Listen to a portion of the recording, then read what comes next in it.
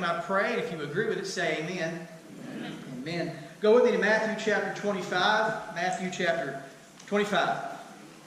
If you recall last week, we were talking about discipleship. Remember that? About being disciple makers. All of us. The extroverts don't get a pass. You don't get credit for discipleship for teaching your children what it means to follow the Lord. That's called parenting. That's not discipleship, that's parenting. We're all called to make disciples.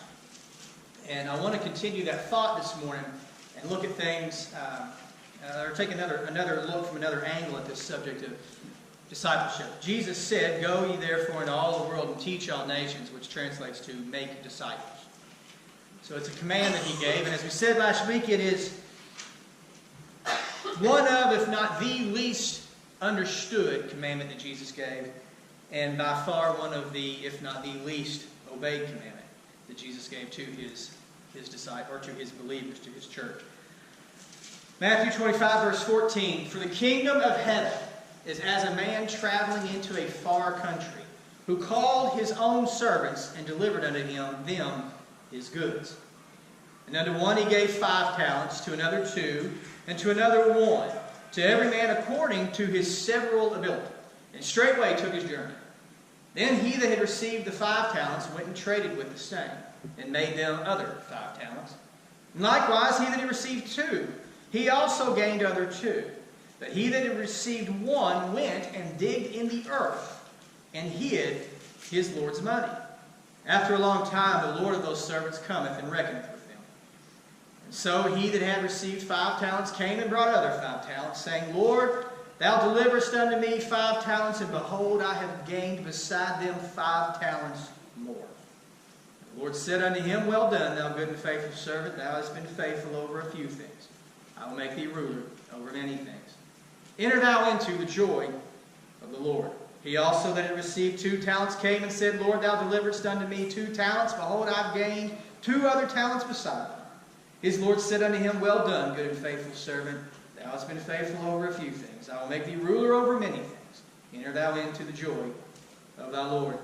Then he which had received the 1 talent came, and he said, Lord, I knew thee, that thou art an hard man, reaping where thou hast not sown, and gathering where thou hast not strawed.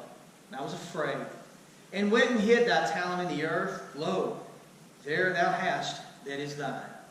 His Lord answered and said unto him, Thou wicked and slothful servant, thou knewest that I reap where I sowed not, and gather where I have not strawed. Thou oughtest therefore to have put my money to the exchangers, and then at my coming I would have received mine own with usury. Take therefore the talent from him, and give it unto him which hath 10 talents. For unto every one that hath shall be given, and he shall have abundance. But from him that hath not shall be taken away even that which he hath. And cast ye the unprofitable servant into outer darkness. There shall be weeping and gnashing of teeth. Jesus is telling a story to give us an illustration of how the kingdom of God works. In the beginning, God created the heavens and the earth was without form and void, and darkness covered the face of the deep. That word darkness means there was chaos. It's chaos. It's chaotic. Things are out of control. And at the same time, it says that the Spirit of God hovered above the waters, meaning that the presence of the Lord was here in the very beginning. And what does God do? He brings order to chaos. Those waters were turbulent and moving all over the place. They were out of control. But the Spirit of the Lord was there. He was there. It says that the Lord created a great light to govern the day and a light to govern the night, the sun and the moon. And those waters that were turbulent would be controlled or subdued by that moon and the gravitational pull. Right? God knew what He was doing. When we read the story, we don't always understand. But when we see the end of the story, we go, oh, okay, that makes sense. I get it now. Anybody here this morning having trouble in your life? Is there any chaos? You have problems? Got troubles, concerns, worries, things that are troubling you, things that you don't understand, things you don't know why. Is there anybody here this morning who has ever gone through something in your life and you didn't understand why? And how often do we ask that question, why me, God? Why me? Why me? Why did this happen? I don't understand what you're doing. I don't get it. Why? Why did this happen?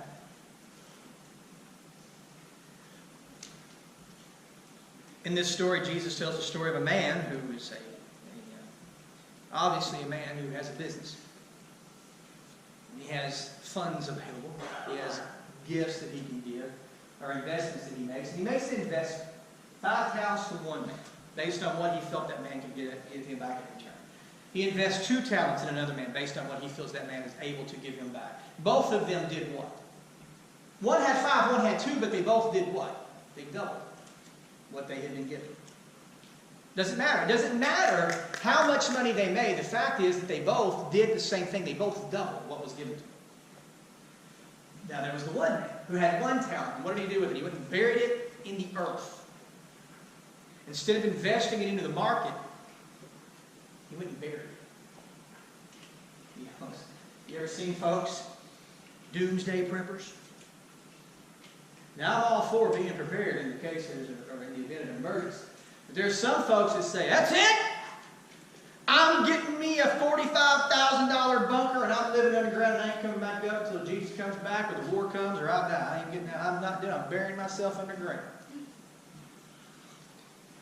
Now we laugh at that, but unfortunately it is true that it does happen. We laugh, but think about our own lives. Something traumatic happens to us, something terrible happens to us. We allow our fear, our own worry, our own doubts to hinder and limit us. And we say, God, I can't be a witness for you. This is why. God, I can't do anything for you, and this is why. We'll say something like, well, I don't have the gifts that another person has. You know, one person they can play an instrument, they can sing, they're good at speaking in front of people. This person's called to preach. This person's got a gift to teach. And we begin to give all of these examples to the Lord of why we can't do what someone else can do. But in this story that the Lord gives to us, this analogy, this illustration He gives us, He shows us that it isn't the amount of gifts or talents that the individual has. It's what they do with them. It didn't matter that man only had 1 talent. That didn't mean anything. It wasn't an issue of, well, I'll just never be able to be what the one is with 5. I'll never be able to be as successful as the one with 2. So I might as well take mine and bury it. Now, the one that had 5, he took a risk, did he not? The servant took a risk. And he went out and he invested that money. Anybody here ever seen your investments, your portfolio take a nosedive in the last few months? It's a gamble, is it not? It's a risk. Sometimes that risk reaps great rewards too. And if you could double your money that you've invested, you've come out pretty good. Well, this one that has 5 invests 6, takes a risk, and it works out in his favor. The one with 2, instead of looking at the one with 5 and saying, well, I won't be able to come up with as much as he does. He invests, and what does he do? He doubles. Just the same as the 5. He doubles the 2. And the one with the 1, he says, I'm not taking any chances. I'm not going to take a risk. And remember what he says when the master comes and says, what have you guys done with the money I gave you? How have you invested it? What is your return? He starts to give this big, this excuse or this reason for why he didn't invest the money. But he does something unique, something special. He starts to brown nose. He starts to kiss up. And he says, I know that thou art an austere and hard man. And you aren't going to accept failure. And since you're not going to accept failure, I said to myself, I can't take the chance of failure. I can't take the risk of failing. Because if I fail, He'll be disappointed in me. Well, I don't know what market they were investing in. I don't know what they were doing, but I'm just telling you that the two other guys invested theirs and got a return of twice as much. I believe at the mouth of two witnesses, let a thing be established. Those two men proved that had the one with only one talent invested his talent, what would he have had? He would have had 2 talents. Was there a risk? Sure there was, on the part of the one who had been given the talent. But there was no risk assumed by the one who gave him the money to invest because he knew what the return would be. When he came back, he didn't say, hey guys, I know the market was harsh and I sure hope you got something left. He said, show me what you got. He expected to see a return. Who was that for whose interest, for whose benefit? For whose benefit did he ask that question? I don't think it was for his own benefit. I certainly know that Jesus was not saying this to his disciples in an effort to get them to understand stock markets and trades. He's showing them something here. He wanted his disciples to see that there is always a risk that you will have to take because you don't understand how things are going to work out. But there is absolutely no risk on your part because God is with you and He will never leave you and He will never forsake you. And if God be for us, then who can be against us? I don't need to fear failure. I don't need to fear the risk that I must take in obeying and serving the Lord. There is no risk on the return. The only risk, the only concern, I guess, is on my part. Well, my flesh tells me don't do that. My flesh says they're going to think you're a religious fanatic. My flesh says, listen, you only have so much time in a week. You don't need to worry about investing anything in serving the Lord. You're going to church on Sunday every now and then. And that's a big, big investment I'm making because that's a whole hour of my time that I have out of a 24-hour day, 7 days a week, 52 weeks out of the year. And I'm doing a big thing.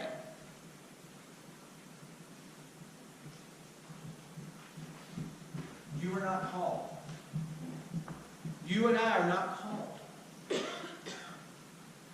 to be concerned with how it all works out. We're called to be faithful. To be faithful when we're going through trouble. To be faithful when everything is going good. To be faithful when we get it. And to be faithful when we don't get it. To be faithful when I like it. And to be faithful when I don't. And to not, and do not, please understand this morning. We are not to be concerned with what others may think, what others may say, how it may affect us, what it may cost us, because anything that's following and serving the Lord costs us is not a loss, it is a benefit. Anything that would hinder me from serving the Lord is a detriment to me. It is not a benefit, it is a hindrance. And we should count it all joy. We should be rejoicing when the Lord cuts things out of our lives that only serve to slow us down in serving Him. So what about you? Are you investing what God has invested in you and others? Are you being a witness? Well, yes, I go to church and I'm faithful to pay tithe and to work in some capacity within the church. And that is good. That is wonderful. That is great. But does your faith move past a personal experience? Does your faith move beyond, I trust in the Lord and I keep it to myself? Or does your faith move past that? Does your obedience to the Lord move past coming to church, doing the things that we do on a Sunday or a Wednesday? Does your faith move past that? And is Jesus present, readily apparent in your life every single hour, every single second of every day? Now, there's a way to answer that question. I want to read this to you. Jesus said, "No man, when he hath lighted a candle, cover it with a vessel." This is Luke 8:16. "Or putteth it under a bed, but setteth it on a candlestick, that they which enter in may see the light." Now, I was studying this week, and I saw something very interesting. Jesus repeats himself in the book of Luke. He says the same thing twice. That's special. I'm not saying that the Lord doesn't repeat things. You know, so I heard him say that in Matthew, and I heard him say that in Mark. Oh, he didn't say it twice. They were recording it. He might have said it 4 times in that case. But in the same book, in the book of Luke, he says the same thing twice. He goes on in Luke chapter 11, and he says, "No man, when he hath lighted a candle, putteth it in a secret place, neither under a bushel, but on a candlestick, that they which come in may see the light." And he expounds on it in Luke 11, and he says, "The light of the body is the eye. Therefore, when thine eye is single, thy whole body is also full of light. But when thine eye is evil, thy body also is full of darkness. Take heed, therefore, that the light which is in thee be not darkness. If thy whole body therefore be full of light, having no part dark, the whole shall be full of light, as when the bright shining of a candle doth give thee light." He says in Matthew chapter 5, "You are the salt of the earth, but if the salt has lost its savor, wherewith shall it be salted? It is thenceforth good for nothing but to be cast out and to be trodden under foot of men. Ye are the light of the world. A city that is set on a hill cannot be hid. Neither do men light a candle and put it under a bushel, but on a candlestick, and it giveth light unto all in the house. Let your light so shine before men that they may see your good works and glorify your Father which is in heaven." It is not your work that is to be seen. It is not your doings, your actions. It is not you that is being seen and lighting the world. No. It is His work through you that they are seeing. Listen to what He says. You are the light of the world. You are the lights. Well, you didn't light yourself up, honey. You didn't get your hair-sprayed hair over a fire and come on lit up and everybody looking at you. That's the light of the world. You didn't do this. You once were in darkness, but now are ye children of light. Who lit you up? Who lit you up? Let me ask it this way. Are you lit up for the Lord this morning? Are you on fire for the Lord? Are you excited about what God can do? Are you excited that He gives you beauty for ashes and strength for tears? Are you excited that He turns your weeping into rejoicing and your mourning into laughter? Are you excited that no matter what you go through in this life, not only is He with you, but He is for you? What does that mean? Go back to Matthew 25. He is with us. If God be for us, who can be against us? It wasn't a question of whether or not there would be an investment. The Master knew it would work. If you do what He says, it will work. I told you earlier about Genesis. There was chaos. The waters were tumultuous. And God had a plan on how to bring them under control. God has a plan for everything. Do you think that when Jesus said, "I'm going to build the church, Peter, upon the rock of your confession, your repentance, and your confession of faith," do you think Jesus said, "Well, y'all just figure it out. I mean, whatever happens, happens. I don't know. Just throw my hands up there and see what goes down"? Absolutely not. He had a plan and He had a purpose. What was His plan and purpose for the church? To go and make disciples. Of who? Of only them people of color that I like. Who do you make disciples of? Only them people that was raised the same way I was.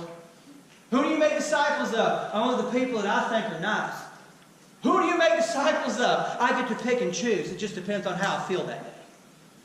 No. Make disciples of all men. That means from Shem, Ham, and Japheth. Every color under God's green earth and on God's wonderful creation. That's who you're called to make disciples of. Well, how do I make disciples of them? Do I put on a t-shirt that says I hate everything about them?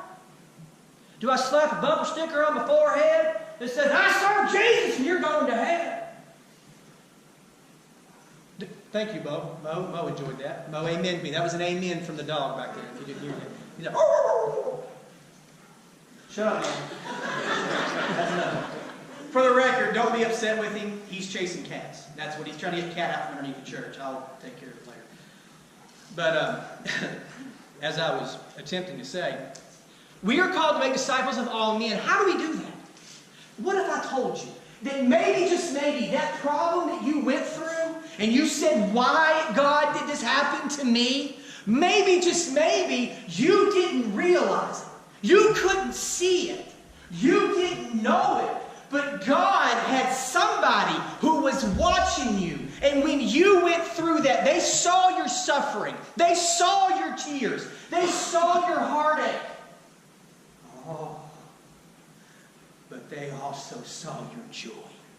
They saw when the Lord worked in your life and brought deliverance. They saw how the Lord never left you, how He was with you through thick and thin. And no matter what happened, you refused to stop letting the light that He lit in you to no longer shine. You refused to let that flame go out. You said, I will not hide it under a bushel of my sorrow and pain. I will not cover it with a cloak of doubt and fear. I will not allow it to be extinguished by these tears that are falling from my eyes right now. No, I'm going to continue to say, though the Lord slay me, yet will I trust in Him. Maybe, just maybe, you don't even know it, but the Lord is using you to be a light to people that you had no idea you were being a light to.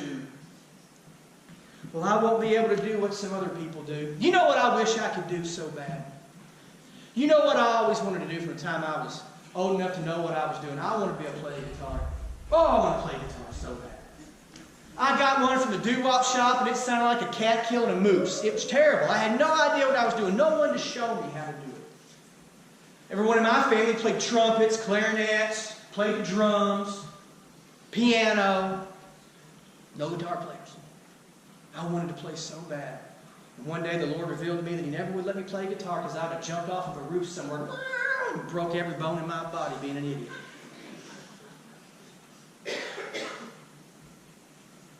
Don't look at your life and say, well, how can I be a light to someone else?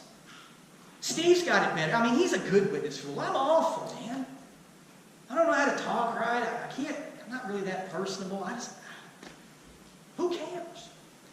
Who cares? Don't you think there are other people out there who can't talk all that right and who aren't all that personable? And maybe, just maybe, they're looking at you and you don't even realize it? It's impossible for us by ourselves to reach everybody in the world. It won't ever happen. I can't do that. But you know what we can do?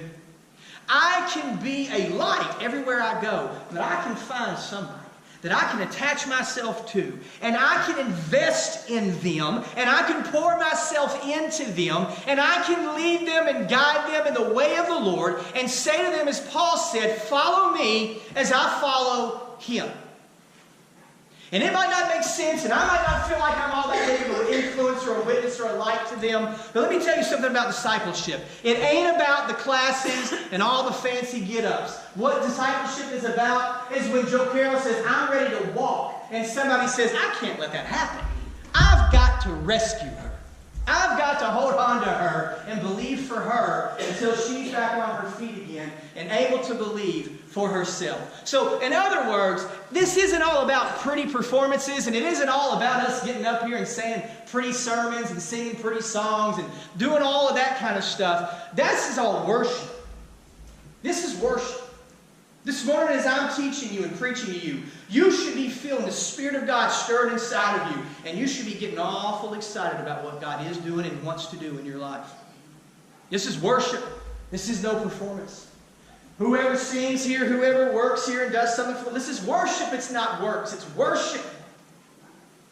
When you leave here and you go out into this world around you, that's when you go to work. That's when you go to work.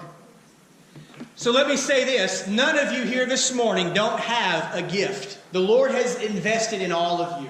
If you can't play the piano, or you can't sing, or run a camera, or I don't know why I'm pointing at the baptistry, take a bath. If you can't do any of those things, you can do this. You can say, once I was lost in sin, but the Lord found me, and He rescued me. He saved me. He delivered me. He put my feet on the right path. And since that day, I've never been the same. I can't explain it to you, but I can show you the proof of who He is and what He's done right here in me. Amen? Amen? Does that make sense? Does that make sense? Would you stand with me this morning? Father, we love you. Today is the day you have made.